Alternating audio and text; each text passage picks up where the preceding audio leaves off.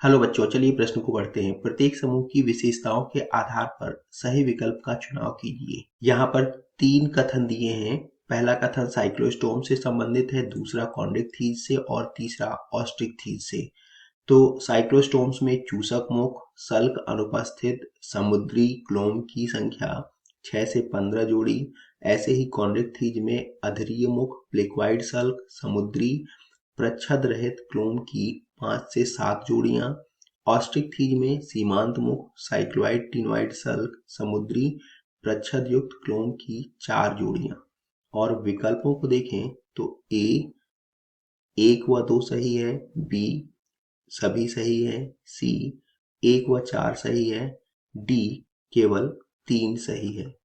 इस प्रश्न की मुख्य अवधारणा, यहाँ पर दिए गए 3 कथनों जो साइक्लोस्टोम, कॉन्ड्रिक्थिस और ऑस्ट्रिक्थिस से संबंधित है, तो इन कथनों से संबंधित जो शब्दावलियां दी हुई हैं, तो हमको पता लगाना है कि कितने कथनों की शब्दावली जो है वह सही है। अब अगर हम कथनों को पुनः देखें तो पहला कथन साइक्लोस्टोम के लिए, इसमें चूसक मुख होता है, सल्क अनुपस्थित, समुद्री होते हैं और क्लोम की 6 से 15 जोड़ियां होती हैं। तो साइक्लोस्टोम के लिए ये सही है। साइक्लोस्टोम ये चक्रीय मुख वाले जंतु होते हैं।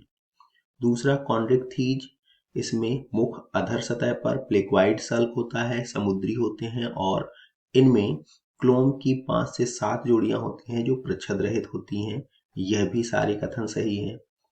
तीसरा ऑस्ट्रिक्थिस अर्थात अस्थिल मछलियां, इनमें सीमांत मुख अर्थात मुख एक सिरे पर, साइक्लोइड टिनोइड सल्क, समुद्री प्रच्छद युक्त क्लोम की 4 जोड़ियां, यह भी सही है। अगर विकल्पों को देखें तो पहला विकल्प ए 1 व 2 सही है, ये गलत है। दूसरा बी सभी सही हैं, तो यह सही है। तीसरा 1 व 4 सही है, यह भी गलत है।